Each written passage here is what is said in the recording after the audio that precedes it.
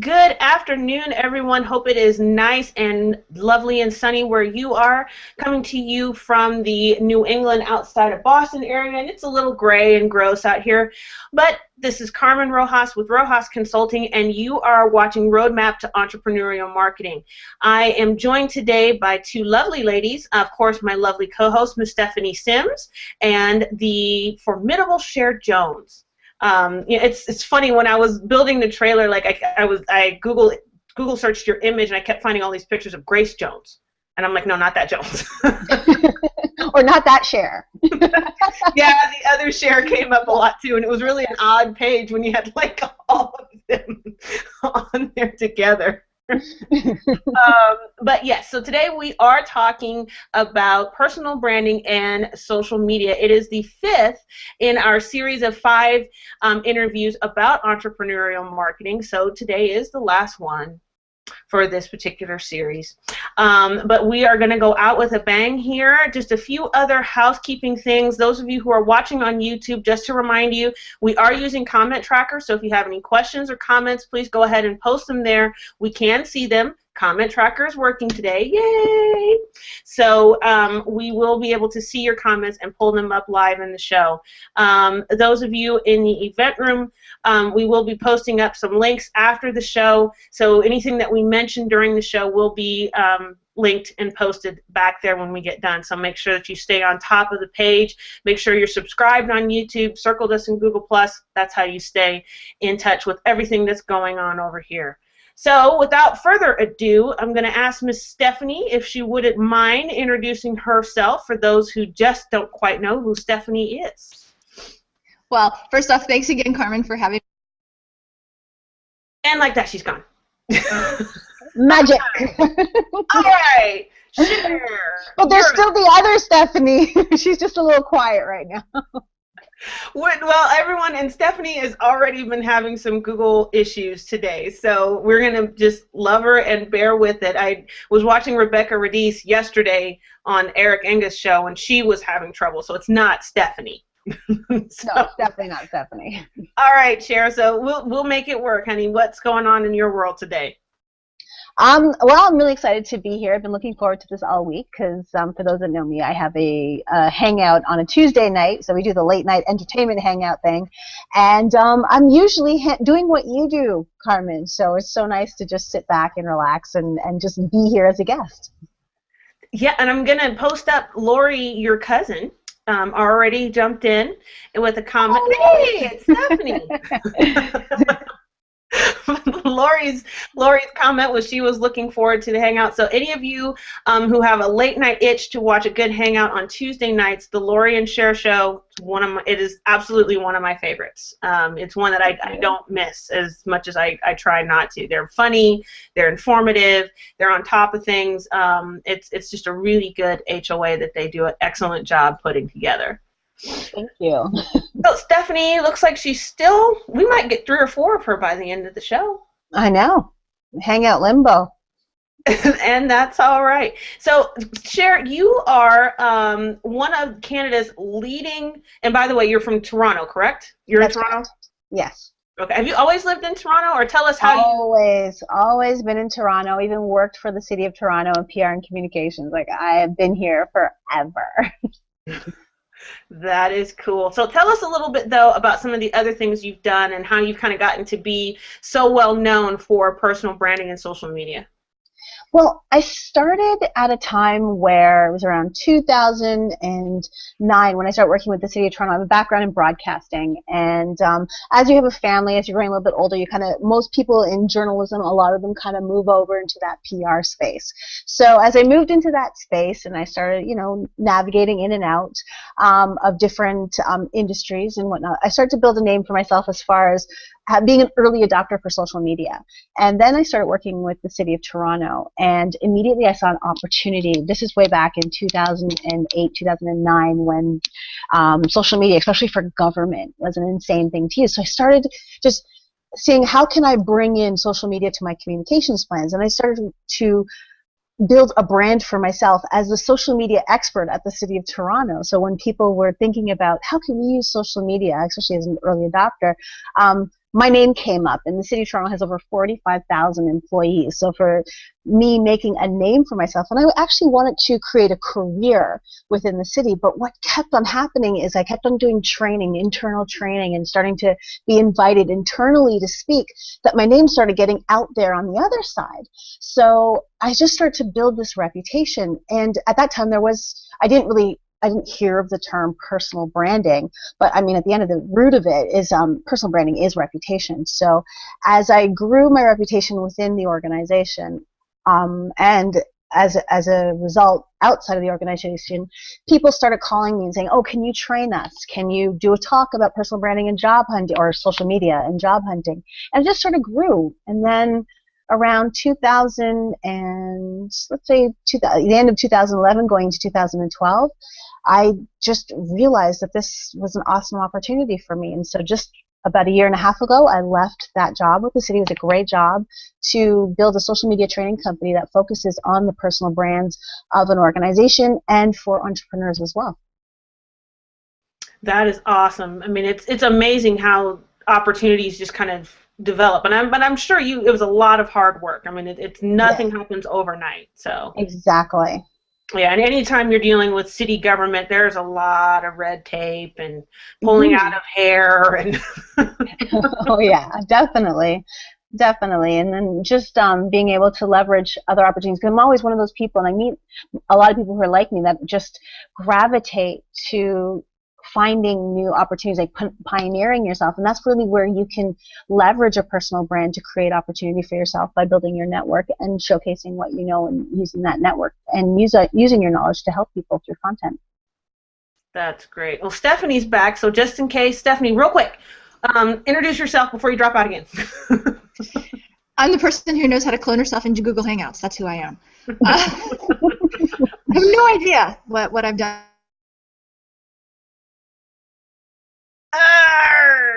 And she's but no, we hear you still. I think I'm just gonna have to be a silent partner in this one. But I'm very happy to be here, and I am the founder of Financeability, which is a way for business owners to understand and build the value of their businesses, whether they're looking for money today or getting ready to transition to something different like retirement later on.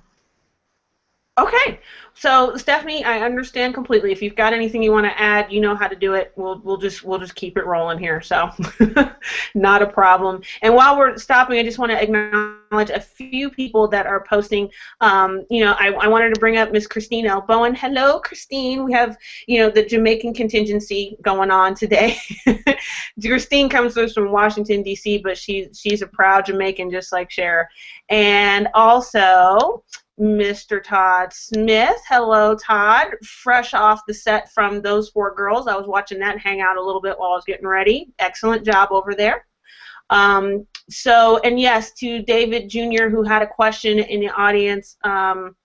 Oh, excuse me, this wasn't the question, but the question was, are we going to be showing this in YouTube? Yes, it is recorded. It does go directly over there, so we'll make sure that we have all the links and all of that good stuff will be up as soon as we're clear off the show. So let's get into this, and I want to just start with, if you could explain, what is personal branding? And so for entrepreneurs that are considering this and have heard the term, have heard it kind of thrown around a bit, would you define it for us, Cher, and tell us what it is and why it's important for entrepreneurs? Okay. Personal branding in itself is the act of what I like to call marketing yourself, because at the end, or how I look at it and how I help people. And it really is how you position yourself, how you are positioning yourself specifically online, and taking what is authentically you and showcasing that through your profiles, which are your introductions, as well as the content you create and the introductions and the network that you're building. So really what it is finding your key messages and having them rooted in your goals so that you can create a persona for you online to get what you want, which is like a roundabout sort of explanation, but it definitely is it is something that everybody has regardless. So at the end, the root of it is your reputation. Right. So for entrepreneurs, would it be fair to say whether you develop it necessarily or not, you have a brand, you have a personal brand, you have an Yes, image. If you don't work on it, it's going to be negative or not as exactly. good as it could be. Let's put it that way. Exactly, because at the end of the day, what your brand online is your introduction to who you are and to your business. And oftentimes when you are networking and you're out there, you're meeting people, they may not need your services right now, but if you can connect them to your brand, so let's say through LinkedIn or through Twitter, they can get an idea of who you are because they're not necessarily going to go to your website. And this is a great introduction to who you are because people do business with who, we've heard this so many millions of times, who they know, like, and trust. Mm-hmm. So this is the So way. how should entrepreneurs be positioning the role of social media into their business? Okay, as an individual or for their business, because it is a bit of both, but we can, since we're talking about personal branding, I will speak to right now themselves within the business, because oftentimes you have entrepreneurs who are their business. They may have a business name, but especially if they're a solopreneur, they are the business. So what they have to do is, especially in the beginning stages of their business, because that's what we were talking about before in the green room of who really is watching this and who is trying to get the most out of this, they have to be positioning themselves as the expert behind the business and then the connection to the business. So they really do have to work on their personal brand, and where that can come from, from a social media space, is with Twitter and with LinkedIn would be their primary social media network that they have to spend a lot of time expressing who they are and what they bring and how they serve their customers. I'm going to try. We'll see if I can actually ask my whole question there. But if I get cut off, Yeah. just pretend I asked something that you want to talk about and go for it. So my question is, I am in the case you described, right? So I am right now my business. And so I'm out there interacting as an individual because I know that people need to get to know, like, and trust me. But it seems like I've done a good job of getting people to know, like, and trust me, but I haven't done a very good job of helping them understand how I make money, right? So I've done a really good job of making connections, developing relationships, but I haven't gotten the clear path between that and my business. So does it mean I need to start over? Does it mean that there's something, an easy step? And I think there's other people who may be in this same situation, is why I asked the question. Oh, absolutely. I think that's a great question. And what it is, it becomes that uncomfortable point where we have to think about, okay, as entrepreneurs, as much as we're leveraging our individual personal brands on behalf of our business, how are we selling? So usually what that is creating content that leads as a lead generation piece. So you are sharing your knowledge, you're serving as much as you can through your content, and what you're doing is you're inviting through your content for people to take the next step to do business with you. So that is very clear. And it is really, when you look at personal branding, there are six key steps. And the first one is knowing what your goals are. Knowing what it is you want as a result of doing all this work on social media. And that one clear key goal would be to make money, and you would have to make sure that that comes out in your messaging in a way that is still serving to people who are following you, but you're in business, and that's okay to be out there asking for the business. I like that, because I do think that, and each platform has its own personality, but I do think that G+ in particular is a very social network, if that's possible. And so it does, if this was my first experience of a social media platform, and I think that does kind of give you this bent of, I'm not supposed to ask for the business, or I'm supposed to do it somewhere else. I'm not supposed to do it here, or I'm supposed to do it somewhere else. So I like that idea of defining what your goal is, and then using the way that you help people to invite them into the business relationship. I like that. That's really great. Thank you. Yeah, I think it's really important, because when I look at the whole process of personal branding, you've got the primary thing is knowing what your goals are. And then the second one would be determining who the audience is that can either help you achieve those goals or people who you can connect to get to your goals. So you need to think about that. So one is your goals. Your second would be defining who your audience is. And then that third part would be about your messaging and your profile. So figuring out, in order to achieve those goals and to connect with that audience, how do you need to position yourself online? And then so that comes into where that audience is. Are they on LinkedIn? Are they on Twitter? And are they on Google Plus? Are they on Facebook? And at what capacity are they willing to do business on each of those platforms? Are they using YouTube? So that you have to factor into. And then what sort of messaging will that audience receive? What do they need to see from you in order to say that you're the right person for the job? I think one thing that entrepreneurs often struggle with is, like you mentioned, there are so many platforms out there. And so you hear, people, and I think rather foolishly will say, well, I know, my customers could be anywhere. They could be on Facebook. They could be on LinkedIn. They could be on Pinterest and Twitter and Google, so I'm going to be everywhere because I want to try and catch all of these potential customers. It could be everywhere. And what do you think of that strategy? It's kind of like adding too much water to Kool-Aid, right? You have a good mix, and it's very concentrated. It's a good color, and I don't know why I thought of Kool-Aid. Just came to my brain. And I don't even drink Kool-Aid anymore. But the more water you add is like the more social media networks you're basically diluting yourself and your efforts, especially when you are a solopreneur, or even maybe you have a team of 2 or 3 people, but you are the business behind the brand. And no one has time to engage at that level because social media is not just a push. Social media is literally social. So you have to have the time to engage, and every audience and every platform is different. The people here on Google Plus are different from those who are on Facebook, and we communicate in different ways. We do things, we even post content in different ways depending on the platform.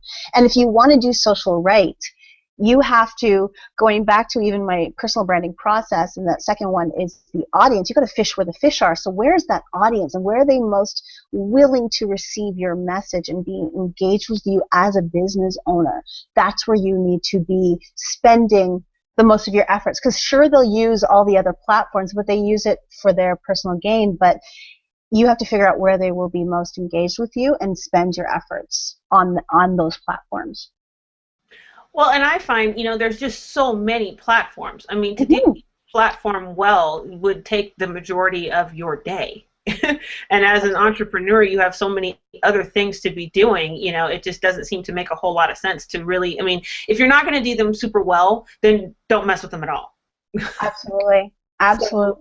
So, is there maybe like a magic number, or if you'd say you probably need to be on 2 or 3? You don't need to be on all of them if your time is limited, or is it kind of on a case-by-case basis? It's totally on a case-by-case basis. I'll never say that you don't need to be on all of them. I will always say that, you don't need to be on all of those platforms, but you've got to figure out, you can try them out to see where your audience is and see where they're willing to receive your message. Because depending on the business itself, maybe they need to have a really strong presence on Instagram. Maybe they really need to have a strong presence on Pinterest and on YouTube. Maybe that's where they are. But at the end of the day, it really does come down to, if you can't do it well, if you are going to go log on and you have an Instagram presence and you haven't been there in a long time and you're using that for business, you've got to see whether that's worth your efforts to do that. And the good thing is it's very easy to rebrand accounts, especially on Instagram and Pinterest and on Twitter. So if you're not using it, you can just rebrand it into something else. Well, and that's an interesting question, because I think that we get, sometimes as entrepreneurs, we get confused because a lot of the activity happens on the social media site, but ultimately what we're really trying to do is drive people back to our home base, right? Okay. Either we want them to pick up the phone and call us, we want them to go to our website. And so this is something I've seen a lot lately as well, is, be careful of building everything on Facebook, or be careful of building everything on G+, because it could all just disappear, or the rules of the game can change. So I hear what you're saying about not needing to be everywhere, but is there a good mix so that we're sort of diversified as opposed to kind of betting everything on one place? For sure.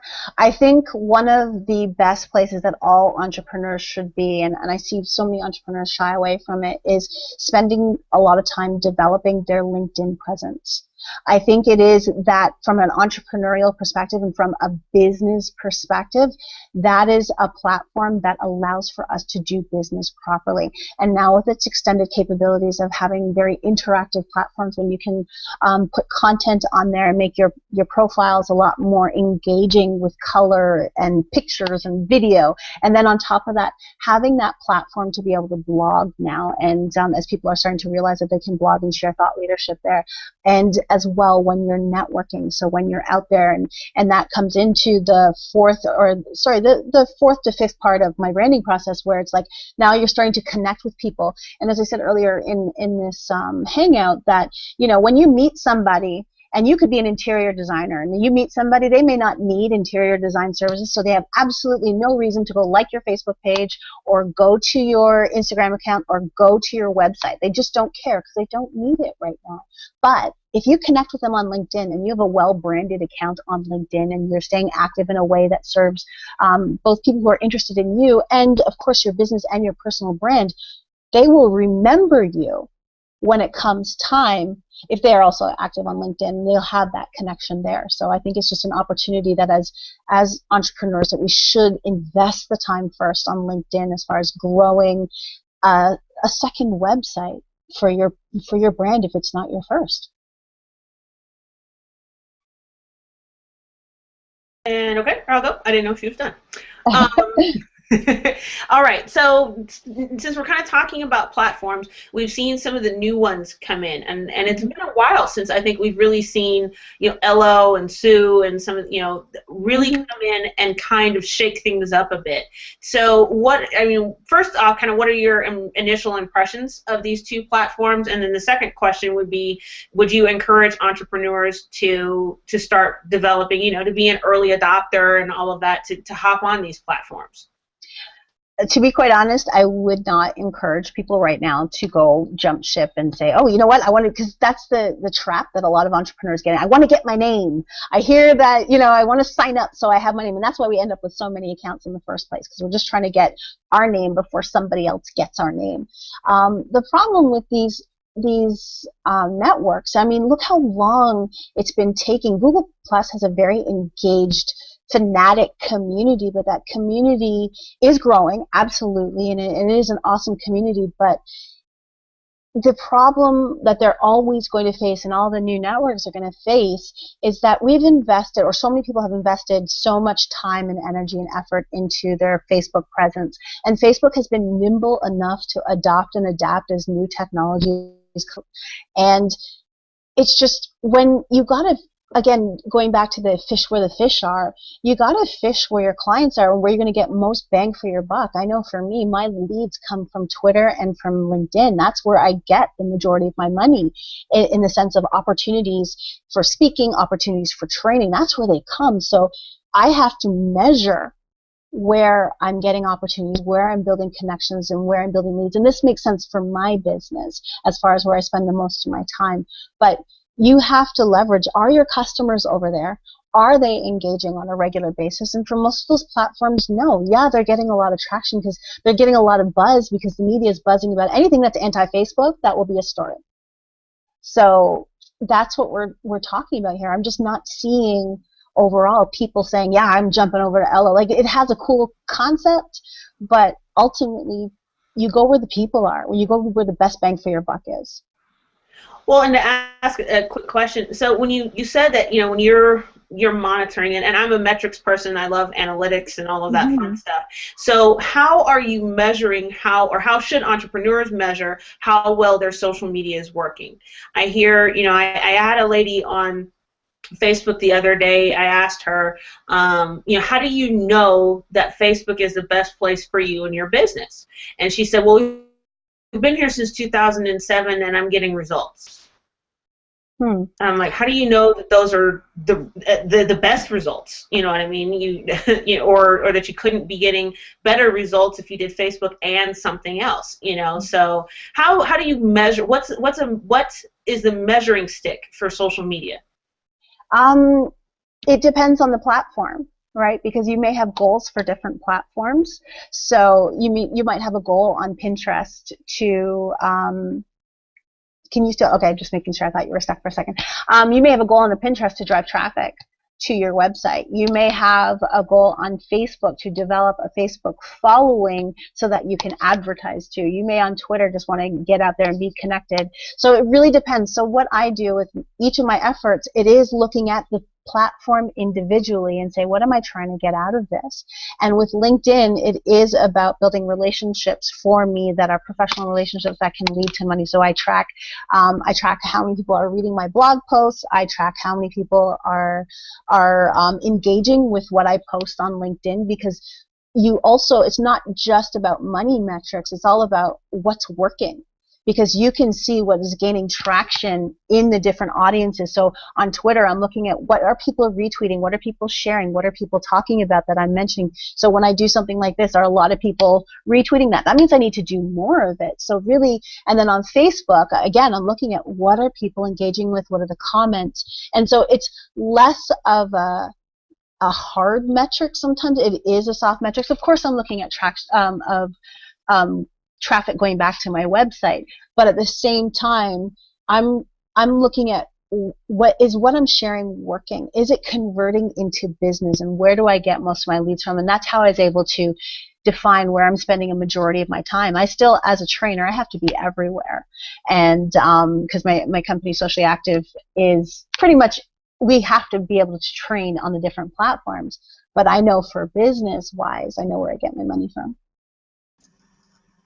Well, and that's an interesting question, because you were talking about you're listening to these conversations, right?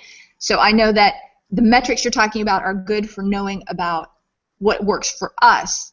Mm-hmm. A lot of times, a good friend of ours, Ammon Johns, for example, says that another big benefit of social media is listening, because you may be getting clients on this one particular product, but the truth is there's a much bigger market out there that you don't offer anything for right now, but you could find out about through social media. So how do you balance going out there and using it to get business and keeping aware of the trends or knowing where you need to be looking next? I think it's just, for me, it's been automatic. And I think that comes to the social selling side of things, and once you start, because being social is not about just posting. It really is about listening so that you can engage. Just like when you're interviewing somebody, you want to be listening to the person you're interviewing, so that you can ask the right question as opposed to the questions on your list. So it is really about paying attention to what people are talking about and looking maybe and being more strategic with your presence. So it's all about being intentional. So for example, in the process of building your network, you have to be strategic on who you want to connect with, who you want to listen to, who you want to have on like Twitter lists or tagging on LinkedIn or even on Facebook interest lists. You want to make sure that, or in circles, you want to make sure that you are strategic and intentional on how you use it and how you engage, so that you can be listening, because there are the right influencers that can give you more information, and perhaps you want to grow your network by connecting with the right influencers who may be able to be those ultimate connectors onto something else. Okay, I like that. I like the idea of being intentional. Mm-hmm. And I think sometimes that's hard, right? Because again, as a solopreneur, we have a hard time understanding, are there ways, do hashtags help, for example? I know that, on G+, for example, you can search a hashtag, but you could probably spend 30 minutes to an hour searching every hashtag that could possibly apply to your business. Is there a way, kind of a trick that we can use, maybe look at an influencer or something to know which hashtags are the hot ones for our industry, or what would you suggest? That one's a hard one. I mean, a lot of people use keywords, like the Google keyword tool, and to try to develop them. A lot of people talk with an SEO expert, and that might be another opportunity. I've seen people on Fiverr who will offer, they will look at your business and come up with your keywords, and that can help you, because I mean, this way, like, the hashtag has evolved so much beyond beyond a typical keyword, because people actually communicate within hashtags. You'll see a phrase within a hashtag, and people change them, so it doesn't necessarily stick. There are keywords like, ooh, if I'm going to search personal branding, do you know how much stuff I would get on personal branding? So it's not as effective as it once was, in that sense of, because we're so overwhelmed with the amount of content that is being associated with those keywords and personal and hashtags. But I find the best way is to create influencer lists and monitor those people, and then be a curator of your lists. And these lists can be private lists or private circles or private tags that you are constantly, and this is again being intentional, it is investing the time, but if you can equate that time to opportunity and ultimately to a paid work as an entrepreneur or customers, this is your marketing budget. In that sense, your time is your marketing budget, or perhaps you're paying somebody to do that. Maybe that's when you're thinking about having a VA who can sort of search and monitor and then bring your attention to certain things so that you can look for it. It's not easy. As a solopreneur, I don't think there is a quick hit on that one. It's not easy, but it is about monitoring and being active with it. Okay. And one thing that you mentioned that I liked was this notion of having a list of influencers and being very selective about who you're listening to or who you're watching. Do you think that there's any value, and I'm not very experienced with other platforms, but for example on Twitter, people have put me on their Twitter list and it tells me, right, like it'll say so-and-so added you to this list. Well, that actually, I don't know why they added me to that list, but that actually had a benefit of me paying more attention to that person as well. So it wasn't just that person's going to see what I'm talking about, but I kind of set up and took notice, like, oh, they're interested in what I have to say. Well, that's cool. Let me see more about them. That is great for an influencer outreach strategy. So you want to build your network and you want to be connected with target A, that particular, let's say you have that particular plan in mind. So you can do an influencer outreach strategy where you're adding people to a flattering list. So you have a great title and like a 100-character description of who's on this list. And then when people see that, because oftentimes now with the amount of bots that are out there that can just automatically follow or favorite something based off of a keyword, this is just a little bit more, I use the term loosely, but intimate, because it does catch your attention. You're like, oh, they put me on a superstar branding list or whatever the case may be. So it makes you feel awesome. And then, but the beauty of Twitter is they have that strategy, and you can have unlimited. You can have, I think it's unlimited now, but or over 100. So either the one or the other.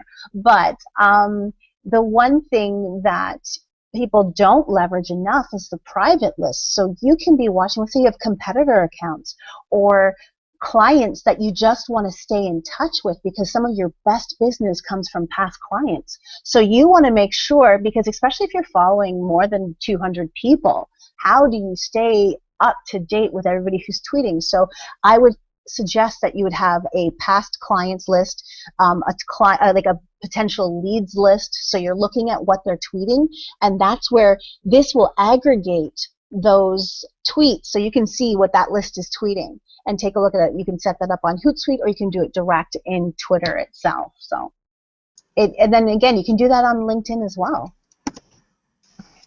Thank you. That's huge for me. So thank you so much. I know Carmen's got a question. Oh, and circles too. Like, and right. You can do that also, like on every platform. You can do that, and I'll get to your question in a second, Carmen. You can do that by creating interest lists on Facebook.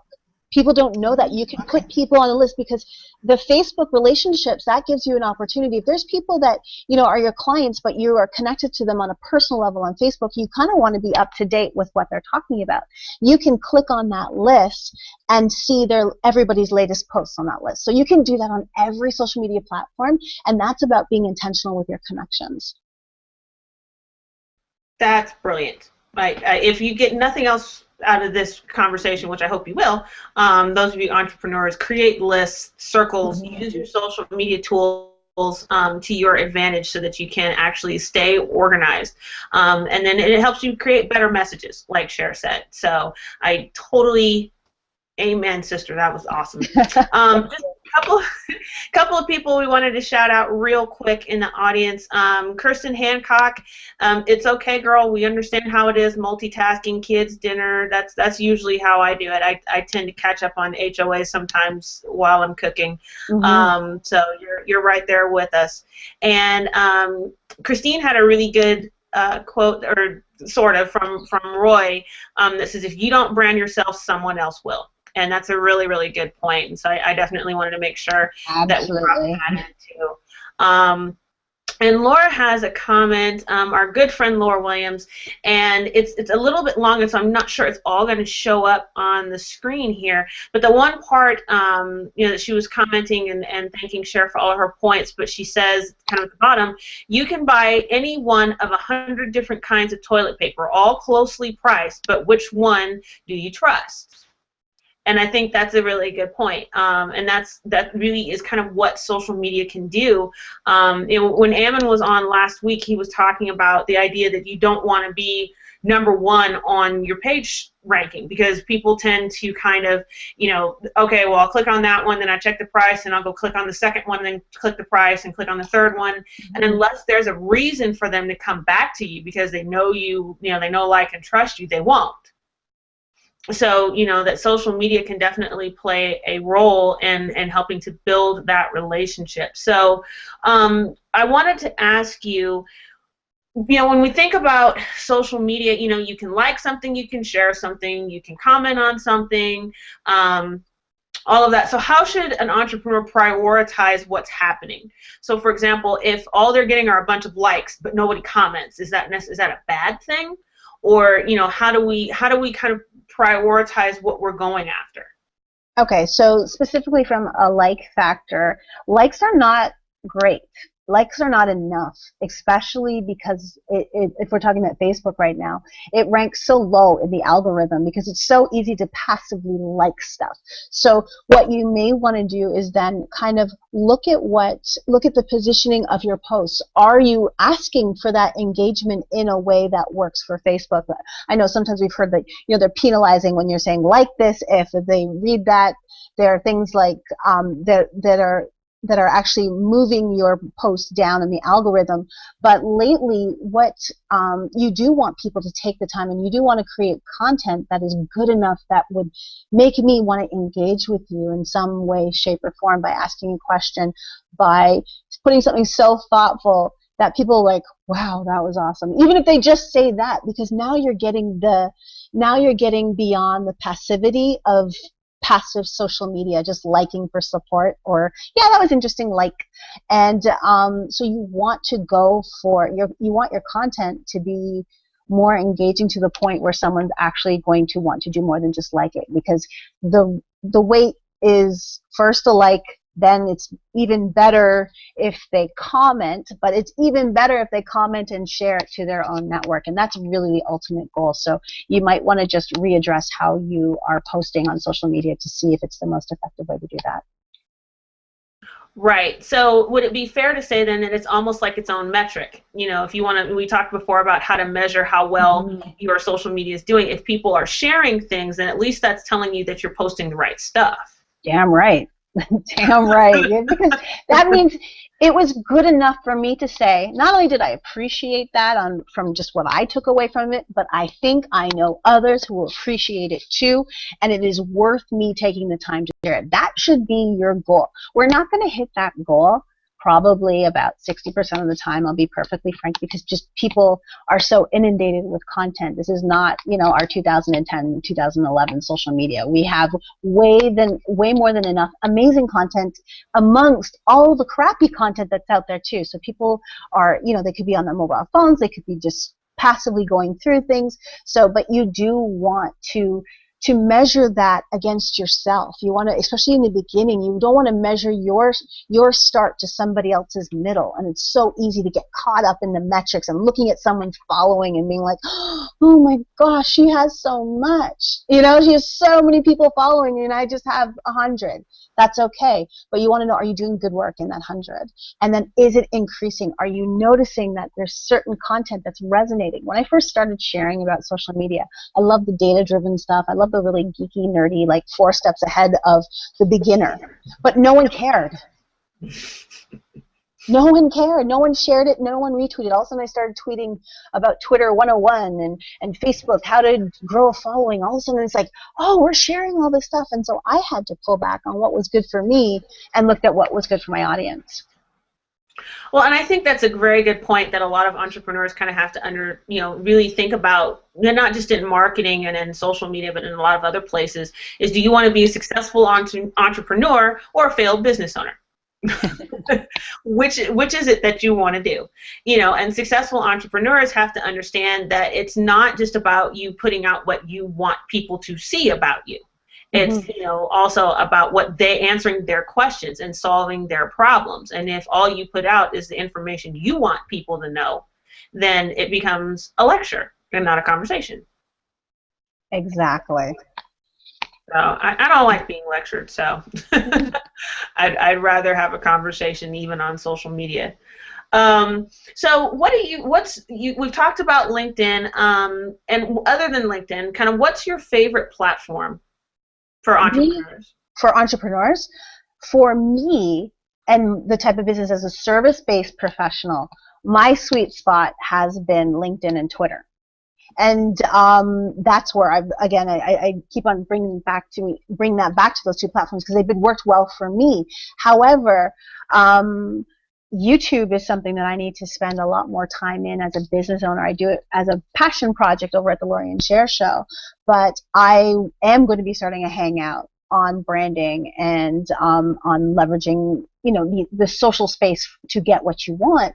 But yeah, so I need to spend more time in video. So I mean, you cannot ignore the power of video. And I mean, if you're going to leverage video, Instagram is a great place to even jump in because, you've got 15 seconds of fame to share some sweet knowledge in 15 seconds or less. But that's me, again, as a service-based professional. So if you're a product-based entrepreneur, you can't ignore the visual social media networks, especially within Instagram and Facebook. Again, Facebook's such a hard nut to crack right now. It wasn't in 2012, but now people starting out in Facebook now, they're finding it very difficult. But it really just depends. And for me, yeah, definitely LinkedIn and Twitter. And I'm starting to get a little more traction in the Google Plus space, so I'm excited about that as well.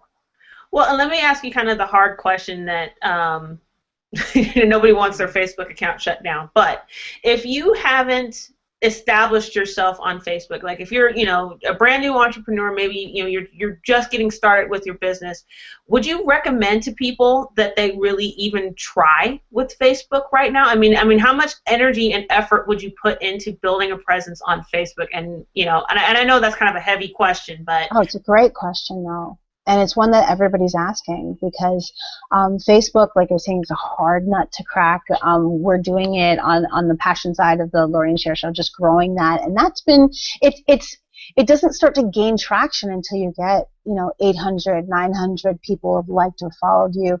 And then you'll start to see a little bit more reach. And your goal on Facebook, if you're doing the page, is more so making sure that you're posting at the right times, which is another important strategy, because on Facebook, if no one has engaged in your post within 90 minutes, especially from a page, it's pretty much dead in the water from a algorithm perspective. Like Facebook is just not going to push that out into the Facebook world, into people who've liked your page. And I mean, it's still limited to 10% if you're lucky, and then you'll see where that grows. But I wouldn't quite count Facebook out, especially from the personal profile. Mind you shouldn't really be doing business as much from your personal profile.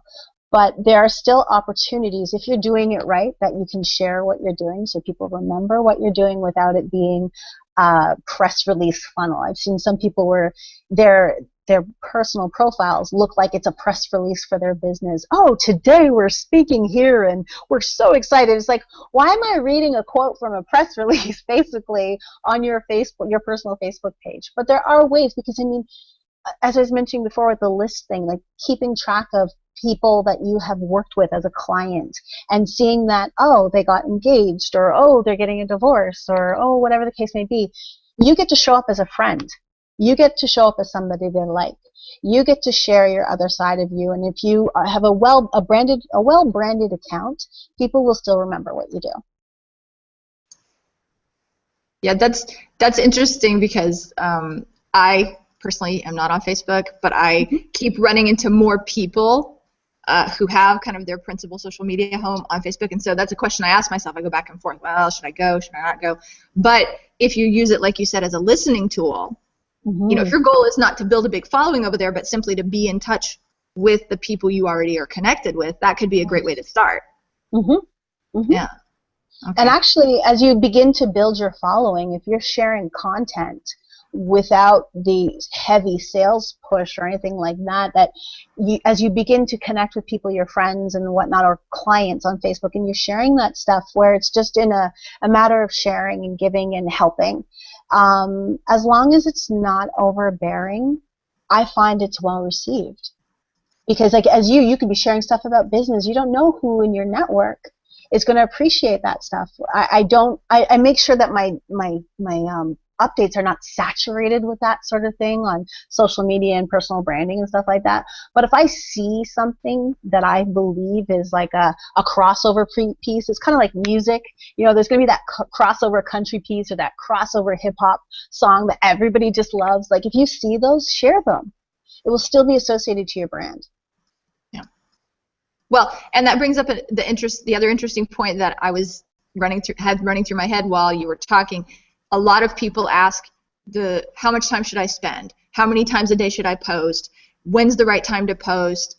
As someone who is just getting started, or as someone who's working on lots of other stuff in their business besides social media, are there some rules we can follow? Most people probably already have a blog. And so they're also having to post on their blog. They say to themselves, what do I do with social media? That's where the tools come in. First, number one rule is know what works for each platform that you're working on, because we post different ways to different platforms. But there are tools, especially from somebody who's coming in as an entrepreneur. The easier ones to use. I'm a Buffer lover. I love Buffer. I tweeted to them today because they made some updates to their platform, and I just love it. So what Buffer is, for those of you who don't know, Buffer is a social sharing tool. So it can post stuff for you on multiple Twitter feeds, on your Google Plus page, on your LinkedIn feed. So it can do all that for you, and it works and integrates with a bunch of different apps. So you can sort of work together to figure out where you want things to go, what time you want it to do, if you want it to just go automatic. And I love that with Buffer. I mean, all the other tools, they all now have it. I just find Buffer like the easiest to use, and I love sending entrepreneurs that way because it's really simple, stupid social. Like it's just easy. So I love Buffer. It's kind of like a kinder, gentler Hootsuite. Exactly. And I mean, I use Hootsuite too because it's nice to see like when you have all your lists up. So I'm a big list person, especially I may have public lists, but my private lists are insane. So it depends on who I'm watching, and you have to curate that so that they're still effective. But that's what Hootsuite, I use that for sometimes.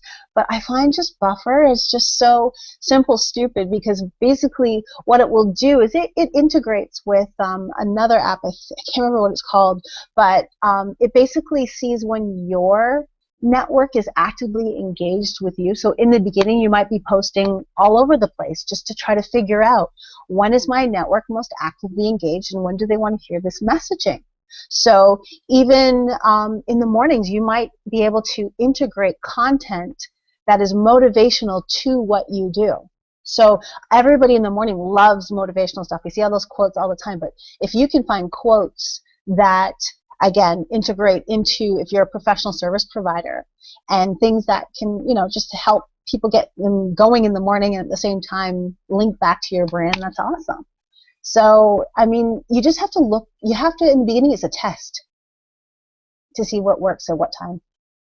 And then you adjust, and it's always going to be adjustment. You might want to try some counterintuitive stuff too. So Saturday mornings, see what happens. Oh, definitely. And one of the things that we often encourage entrepreneurs to do, especially, you know, when you're in that early initial stage, is try a bunch of stuff, because, you know, at the pace of social media, nobody's going to remember if it was bad the first, you know. Mm-hmm. Nobody remembers. And if you rebrand or change things a little bit later, then they really won't remember. So, Right. you know, it's okay to try things out and see what they like and what they don't like. And you can do some really smart testing with social media to develop brands if you're willing to kind of go geeky a little bit. But, you know, I love Google Analytics, and you're able to literally track people all the way from back, you know, at Facebook or wherever they started from, all the way down your sales funnel. Exactly.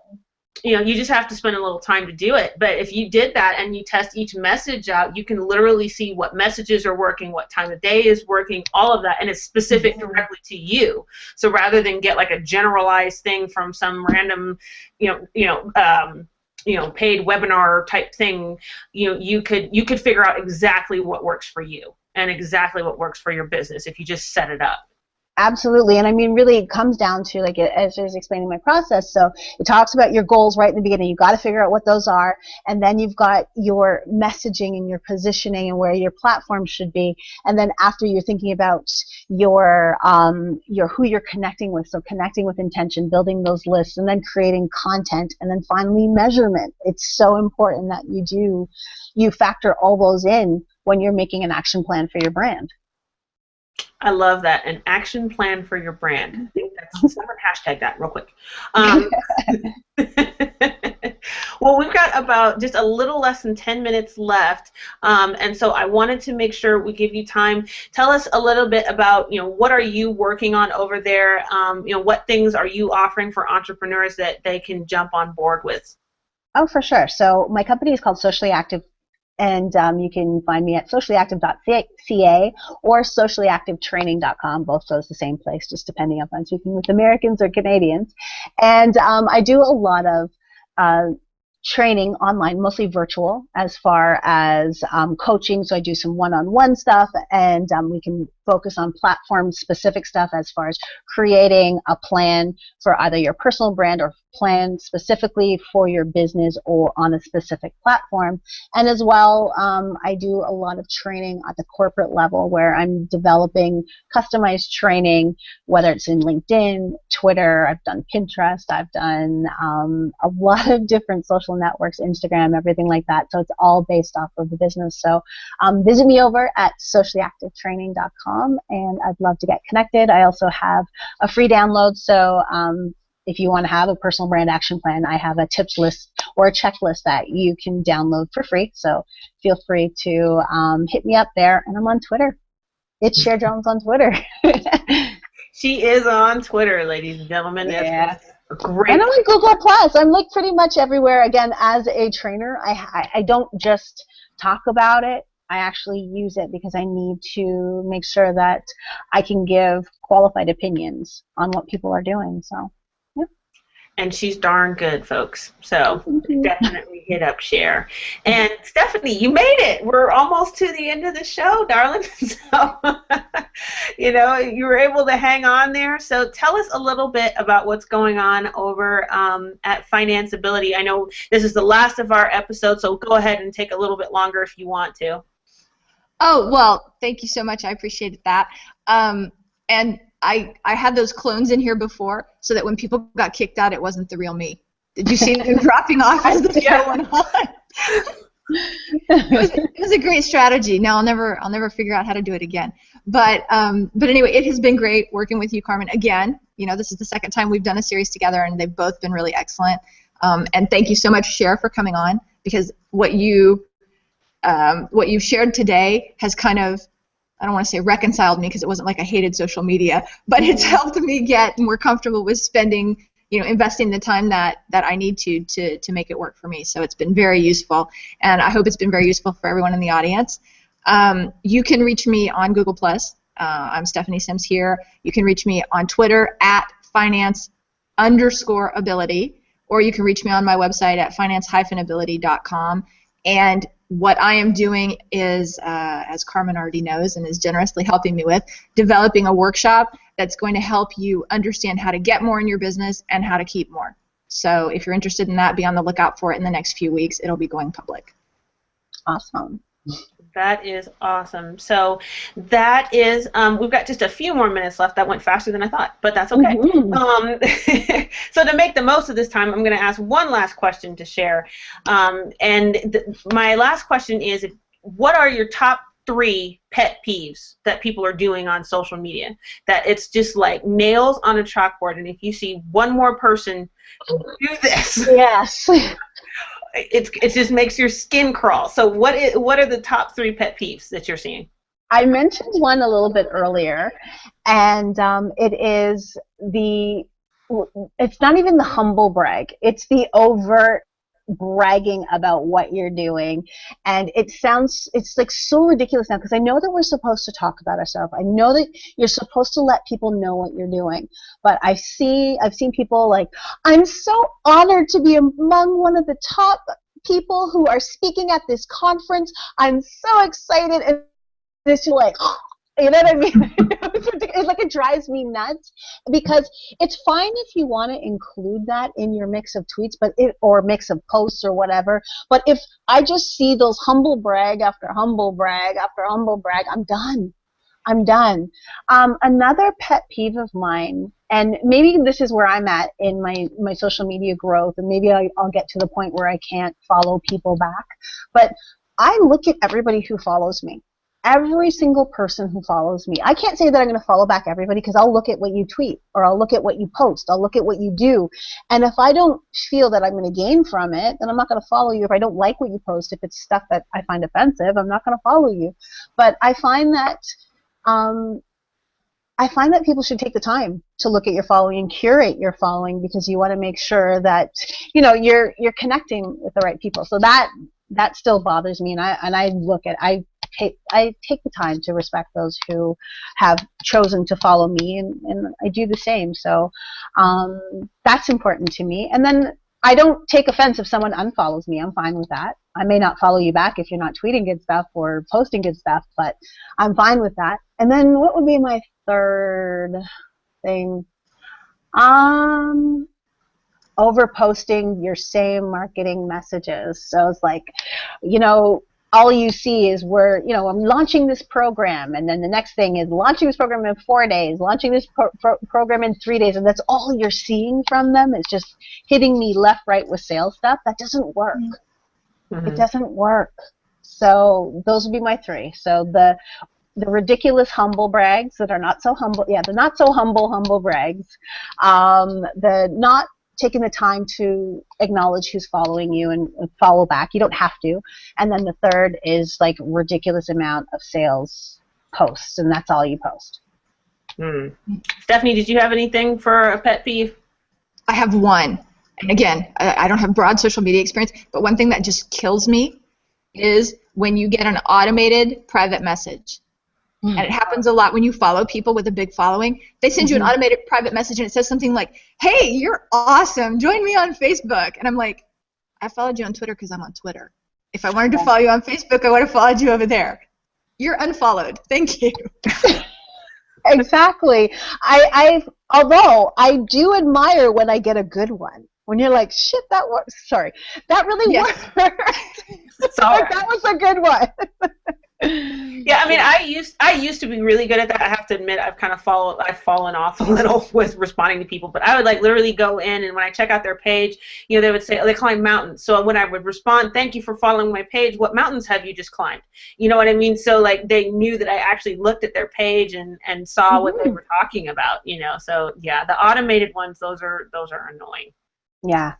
Those are annoying. But I think, oh gosh, I've got a lot of social media posting pet peeves. I think I think the ones particularly that drive me crazy are the ones that have no real point. It's just like people that post about what they're doing all day, and it's like, okay, maybe that might work for like Kim Kardashian, But for most of us, we don't care that you had chicken on your salad today. We don't care that you put your left sock on after you put the right sock on. We don't care about that stuff. So it's just like, why are you taking up part of my time? You know, and that's the quickest thing for you to get unfollowed by me is if you're posting things that have no point, like they're no bearing on anybody's real life. Well, and I think it's interesting because to me, and I know we got to go here, but I think that that's where someone just heard someone say post about yourself and didn't take it any further. Right? Like, it's nice if you know somebody and all of a sudden you see a picture of them with their kids at a Halloween party. Oh, that's kind of cool. That's cute. I didn't know you had kids, whatever. But if that's all you see, you do just want to take them and shake them. What were you thinking? Yep. Absolutely. So now we have used up our time efficiently. I will just close by thanking everybody for watching not only this show but all 5 parts of our series. We will make sure and put all of those out there. The goal of all of this was to just help entrepreneurs kind of make sense of the marketing things that they need to do in order to grow and be successful as entrepreneurs. And we want to see you in that, you know, that 5% of entrepreneurs that make it through every year. So giving you guys information out there that actually helps you become part of that 5% is what the goal of all of this was. So we did our financial series, we did the marketing one, probably come back in the next year and do another one on another topic. So keep your eyes open for that. And Stephanie and I are always cooking up fun stuff over here on Google Plus to help entrepreneurs out. So thank you all so much, and we will be seeing you soon. Thank you so much. Have a great day.